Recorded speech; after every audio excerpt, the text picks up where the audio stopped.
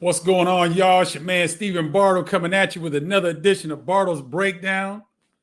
It's been a really good week for Big Ten basketball because we got the number one team in the country in the Big Ten Conference, the Purdue Boilermakers, something I had been talking about. I had them as my preseason favorite in the Big Ten Conference.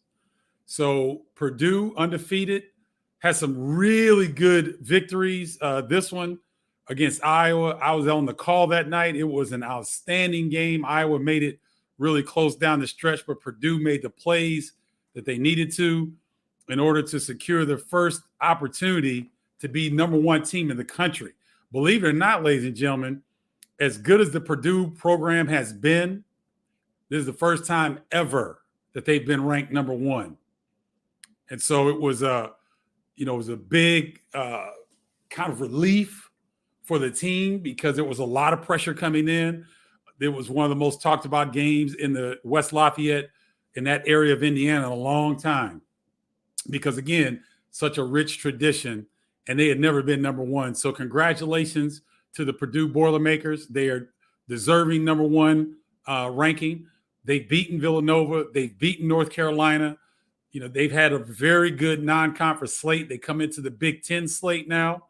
And in one of the games that we'll talk about later on in the show, must watch, Purdue will defend its number one ranking on the road at Rutgers later on this week. We'll get to that in a little bit. So big ups to the Purdue Boilers, who my initial preseason prognostication, I had them number one. I vacillated between them and Illinois, but I definitely had them at number one. So Purdue really flexing their muscles. And Travion Williams was outstanding. Jaden Ivey had a dunk. I don't know if you guys saw that game. Jaden Ivey jumped. He was running full speed. He jumped from outside the lane. And the direction that he was going, I didn't know what the heck he was going to do. This cat kept soaring, and he had one of the nastiest flushes on the move I've seen this season. I mean, that dude jumped from Indianapolis and landed in Mackey Arena at the rim. It was nasty. Go back and check that out. I'm sure you can find it. One of the highlight dunks of the season in college basketball. He is a freak athlete, and he patterns his game after Ja Morant. Now, he can't go straight up like Morant can, but in terms of gliding, guys that have the gliding ability, he's got it, and he can score. He's really improved his outside shot. He's shooting the three a lot better. So if you got a guy that explosive that you have the crowd on the three, he can get by you. He really causes problems for opposing teams. So once again, our new number one team in the country, Purdue Boilermakers, representing the Big Ten. The next topic, Big Ten headlines that I want to talk about is Mark Turgeon. In case you guys haven't heard, Mark Turgeon is out at Maryland as the head coach. This one is personal for me because Mark Turgeon is the closest of my relationships, along with Tom Izzo, in the Big Ten. And so I am really going to go into depth with this, and then we got to talk about Minnesota being undefeated and how, right? But let's talk about Mark Turgeon for a second. This is his 11th season at Maryland. The fan base was never enamored with him. They were always very critical of him. I don't think he ever felt like he got quite the support from the program and from the boosters and fans and all that. The DMV area just never really took to Mark. And he won a regular season Big Ten championship a couple years ago. They would have been in the tournament. They would probably been a number 3 seed had the tournament taken place, but it didn't because of COVID. Last year, they had an underwhelming season. And then this year, they lost back-to-back games to Louisville. And then in the last game, they lost to Virginia Tech. The fan base was booing Turgeon and saying, fire Mark Turgeon. So when you're at a Maryland, for those in the Big Ten that don't really understand, Maryland's a top 10, top 15 job in the country. Anytime you've got a large school like that that's got a national championship under their belt, like Maryland does in 2001, 2002, I believe, under Gary Williams. That's a basketball hotbed of a school. And they never really took to Mark Turgeon.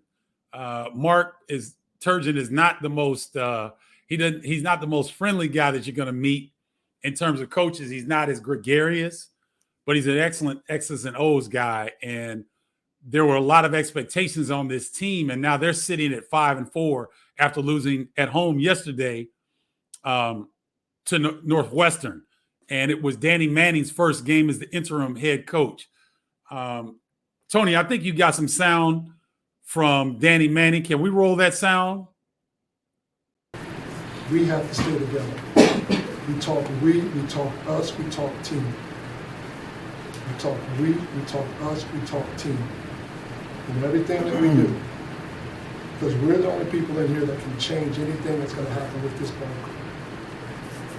We have to find joy every time we step out there on that court of wanting to bust your because you love the guy next to you. You want the guy next to you to be successful.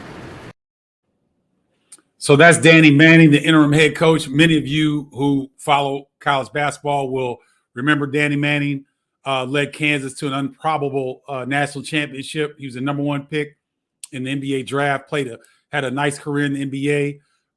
Most recently, he was a college basketball analyst with ESPN after being fired from Wake Forest, where he was the head coach, I believe, for 6 or 7 seasons. So Danny Manning gets the interim tag for now. And to me, this is just me talking from me to you all, Bardo's Breakdown family. I think Mark Turgeon knew before this season that he was going to step aside. That's why he brought Danny Manning in. They were college teammates, very close. And if he was going to kind of get out of there and try to maybe put somebody in there that he liked and thought that could do the job, Danny Manning definitely fits the bill. Danny did not have a good stint at Wake Forest, but that is an extremely difficult job in the ACC. I think that with the resources that Maryland has, it being located in the DMV with that talent-rich area there, and then the existing relationships that Danny Manning already has in basketball, I think that it's going to depend a lot on how his team does this season. But if he does get a chance to coach Maryland, I think he'll do a fantastic job. But I think that everything that, now that I look back on it, I think that Mark Turgeon kind of knew. I don't know that he knew it would be after the 8th game in the season, because this is highly unusual for college basketball. I think Big Ten fans may remember when Bo Ryan stepped aside and to have Greg Gard become the interim, and then Greg Gard did a really good job that season and became the head coach. Bo Ryan's situation was different. He had a perceived extortion situation with a woman in Madison coming to the forefront. So that was kind of the impetus to get Bo Ryan to move out. So it wasn't anything off the court. It wasn't anything health related. But I think Mark Turgeon knew that he wanted to step aside at some point and wanted Danny Manning, his man, to have an opportunity to get the position. So it's kind of making sense now as I look back on it. Very unfortunate, though, because I love Mark. He's a dear friend of mine. I think he's a hell of a basketball coach. It was unfortunate that, it ended the way that it did, but he got a $5 million buyout. I know Mark, he and his wife don't spend a lot of money. So he got a $5 million buyout in addition to the money that he was making over his 10 seasons there. So Mark will be fine. And I'm not sure, but I'm hopeful that he'll get back into the coaching game because he's got so much to offer young men in terms of development, in terms of, he loves his players, and I think he's a good coach.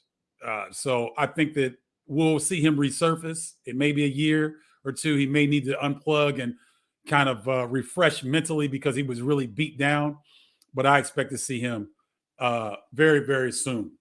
And so the last point in the Big Ten headlines, the Minnesota Gophers are undefeated, ladies and gentlemen. Now, you guys who are in the tribe and that are Bardo's Breakdown fans, you saw we had Minnesota head coach Ben Johnson in the offseason, in the fall, before the season. And he was talking about his team, and he had to go get a bunch of transfers. He had to go get a bunch of players, to kind of mesh into what they're doing. And he has done a fantastic job of that in men's basketball. And the job that that he's doing with these guys that he's had to pull back together has been amazing, because Eric Curry is a guy that's been there for a while. He's there, and they brought Peyton Willis back into the fold. Peyton Willis had started his career, or was Minnesota's second stop. He's a Minneapolis native. I believe he started his career in Minnesota. He went a couple different spots. College of Charleston, came back to Minnesota based on his relationship with Ben Johnson, and they're balling. Peyton Willis is the co-Big Ten Player of the Week. He and Brad Davison from Wisconsin. So those are the co-Big Ten Players of the Week. But Peyton Willis is balling. Eric Curry is balling.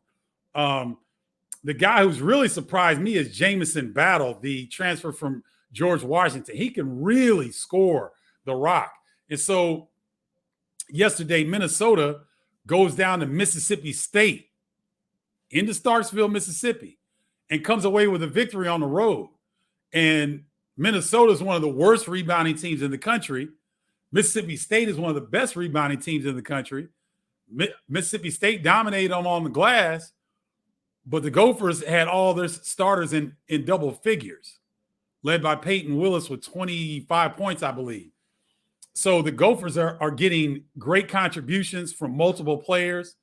Luke Lowy, the starting point guard, had a tip in when they beat Pittsburgh in the ACC Big Ten Challenge.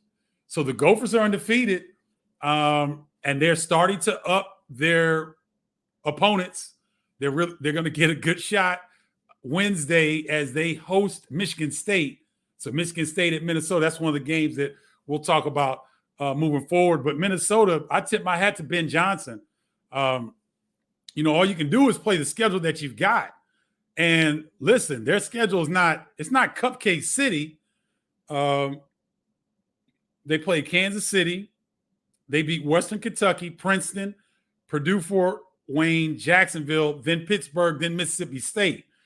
Now it starts to, they've got Michigan State and Michigan next.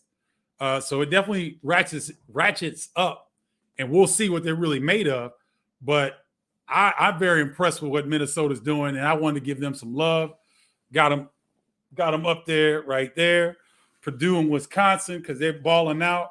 So whatever Big Ten teams are rocking out, you'll see me. I'll switch things out, but I wanted to give love to the Gophers because being undefeated to start the season with a bunch of new players and a few returnees, but mostly transfer guys coming in and playing the way that they are playing has been really fun to watch. And I'm going to be really watching keenly on Wednesday to see how they do against the Michigan State Spartans. All right. So let's talk about the other Big Ten teams that remain in the top 25 this week. So right now, Michigan State is 7-2. They come in ranked 19th. Ohio State, off that huge upset of number 1 Duke in the ACC Big Ten Challenge at 6-2, comes in at number 21. And Wisconsin, maybe the hottest team outside of Purdue in the Big Ten Conference at 7-1 at ranked number 22. So where the Big Ten had 5 teams in the top 25, they now have 4. Illinois has fallen out, but they are starting to right the ship. They're coming on. They're starting to play well, even though Andre Curbelo has missed 4 games due to a concussion, and he's not going to play tonight as well. So Illinois is starting to come on, but the Big Ten is still holding strong with 4 teams in the top 25, doing really, really well in that regard. 20% or so of the top 25 reside, if my math is correct. It may not be, but the Big Ten is well represented in the AP top 25. All right. Games to watch. Okay. Games to watch this week. I'm going to go through these pretty in a little bit of detail. Tonight, while you guys this is on right now, Illinois and Iowa are tipping off in Iowa City. Yours truly will be on the game. That's why I had to tape the show. Ought to be a great game. Illinois, Iowa, regardless of rankings or standings or records, is always a hotly contested game. Illinois has won the last 3 matchups between these two schools, but it's always hot. Sometimes it's heated. But tonight shouldn't be any different. You're looking at an Illinois team that's one of the best rebounding teams in the country. And so the keys, in my opinion, for Illinois, really going to have to dominate the glass. They're going to have to dominate the glass against the Iowa Hawkeyes front line. Now, the Hawkeyes are athletic, but they don't have a ton of depth up front. Philip Robracha is a transfer from North Dakota. He's about 6'8", 6'9", skilled guy, got in foul trouble against Purdue last game, so he was a non-factor. Agunlier, yes, that's it. Josh Agunlier did really well against Purdue. Had not played a lot of minutes before that, but he played really well against the Purdue Boilermakers. So he's going to have to deal with Kofi Coburn up front for Illinois. So Iowa, keys for Illinois, if I can get my thoughts together, dominate the glass. They've really got to pound the glass. They got to look at offensive rebounding opportunities against the smaller Hawkeyes front line. And Illinois has got to take care of the basketball. They've done a little bit better job as of lately of taking care of the basketball, but they've been turnover prone, and Iowa's pretty good. They have a press, like 3/4 court pressure that they utilize from time to time, that they are very good at turning teams over. So that can be an issue. So Illinois really has to take care of the basketball. And if they can take care of the basketball and get shots up on the rim, they're one of the best offensive rebounding teams in the country to follow up their misses. So those are the keys for Illinois. Attack the glass and take care of the basketball. On the flip side, for Iowa, they need to have their front line stay out of foul trouble. Chris Murray and Keegan Murray, very athletic forwards, twin brothers. Keegan did not play last game against Purdue because of a bum ankle. He'll be back tonight.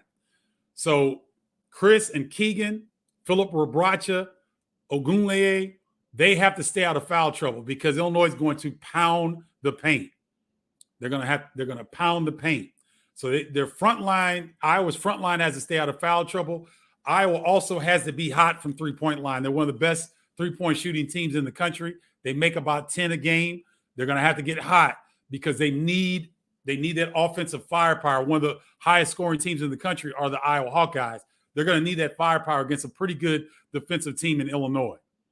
Okay? So for Illinois, again, pound the glass, take care of the basketball, low turnovers. For Iowa, keep their front line out of foul trouble and really shoot well from the three-point line. Get those early threes in before the Illini defense can get set. All right, so that's tonight. On Wednesday, Indiana at Wisconsin on Big Ten Network and Michigan State at Minnesota. Let's talk about Indiana at Wisconsin first. Indiana held on Saturday against Nebraska, was able to come away with a really good victory. They took better care of the basketball in the second half. They were throwing the ball around like they didn't want it. Indiana, like Illinois, has been turnover prone. Indiana had 26 turnovers in a double overtime loss at Syracuse in the ACC Big Ten Challenge. They did a little bit better against Nebraska, but they could really shore up taking care of the basketball much better because on the road against a Wisconsin team, if you turn the ball over more than 18 times, Wisconsin's going to find a way to beat you. So Indiana's got to take better care of the basketball, and they've got to feed Trace Jackson Davis early and often.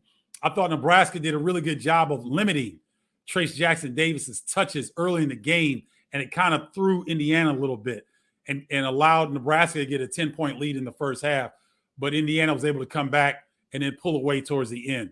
So for Indiana, get Trace Jackson Davis the rock early and often and take care of the basketball. Low turnovers on the road. For Wisconsin, who is playing outstanding basketball, and listen, Wisconsin may have the best collection of non-conference victories of any team in college basketball right now. They've got non-conference victories against Marquette, Georgia Tech, Texas A&M, St. Mary's, and Houston, when Houston was number 15 ranked in the country. Wisconsin's only loss was at home to Providence, and their best player, Johnny Davis, did not play. So right now, if Johnny Davis was healthy, Wisconsin could very well be undefeated. They're a quality team, and so that's going to be a great game. For Wisconsin, they have to really make it tough on Trace Jackson Davis. I believe they'll double team him. They'll front the post. They'll give him different looks. Limit Trace Jackson Davis's touches, and also get Johnny Davis going early. Indiana's got a really good collection of wing players. They could throw a bunch of defenders at Johnny Davis, like Patrick Stewart, Miller Kopp, Tamar Bates, even Xavier Johnson, Rob Finney. All these guys will get a chance to guard Johnny Davis. Wisconsin's got to find a way to get him going early and often because Indiana's going to key in on him. All right. The second game on Wednesday, Michigan State at Minnesota. It's going to be interesting. Michigan State loves to play with pace, loves to crash the glass, right? So Minnesota was able to overcome being beaten on the glass last night against Mississippi State on the road, but Michigan State's a different animal. Gabe Brown and Max Christie on the wings are two of the better wing starters, in my opinion, in the Big Ten. They are really dynamic in what they can do. Man, his name has escaped me for a second. It'll come back to me. But Michigan State's going to really try to pound the glass and run. So get in transition, control the glass for Michigan State. For Minnesota, share the sugar. They had really good success yesterday. 5 guys in double figures. They're going to need much of the same against Michigan State because if they're going to try to score with Michigan State, they're going to try to run with Michigan State. You got to be able to score the rock. 5 guys in double figures, so share the sugar for Minnesota, and they've got to compete on the glass. They've got to send their guards back into the defensive glass in order to be successful. All right. Next up, Purdue at Rutgers on Thursday at Big Ten on Big Ten Network. Rutgers is really struggling. They got pasted by Illinois over the weekend. Geo Baker's been nursing a bad hamstring. I don't know that he'll be full strength, but you better believe the rack will be rocking with a chance to knock off the number 1 team. Rutgers in the last 2 to 3 years has been really good when they've had top 10 teams coming to their building, regardless of what their schedule is.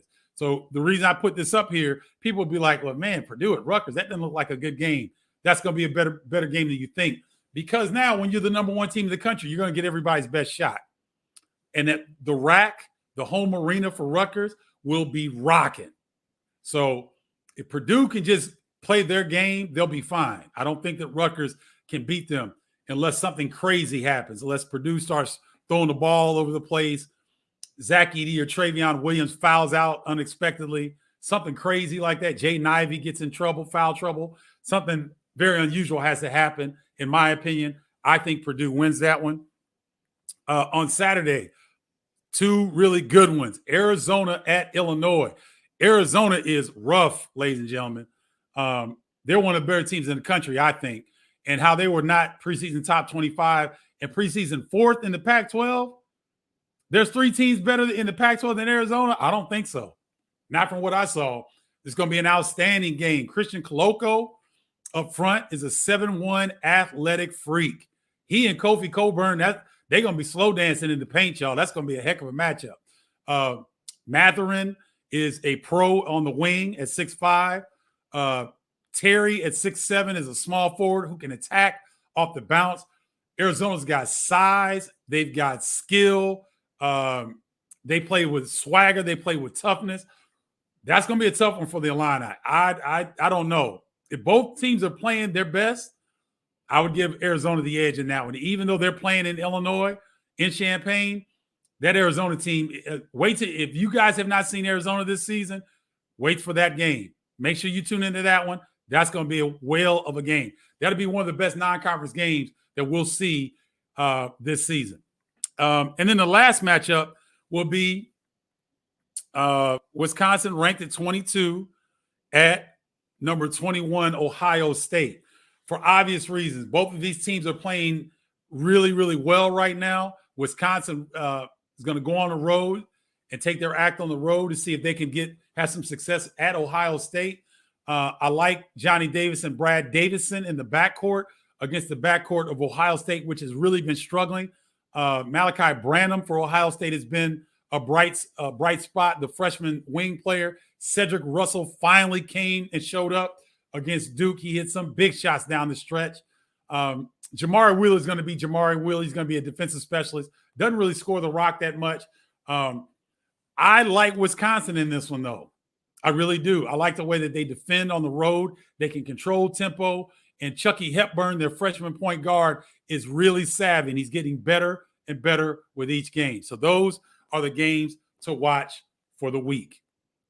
All right. And then let me get into story time with Steven. And before I do that, make sure if you want to be a part of the tribe, the inner part of Bardo's breakdown, text me to 312-847-2739, the number there on the screen right there. To be a part of the tribe, I text you insight, behind the scenes, some of my thoughts and different things that come to me. I'll text graphics, anything that you think that's behind the scenes that is exclusive from me that you'll get with the tribe. So if you want to be a part of the tribe, text me to 312-847-2739. Now, story time with Steven. I'm going to take you back to when I was 18 years old, and I'm on a recruiting trip, and I'm on a recruiting trip with Kendall Gill, and we're at Michigan State. So typical on recruiting trips, especially back then, they try the programs that want to bring in high-level recruits, they try to bring you on a big football weekend. So this is the weekend that Michigan State hosts Michigan in football. And Michigan State was not very good at the time. And Michigan beat them 31-3 at the football game. It was a pounding, right?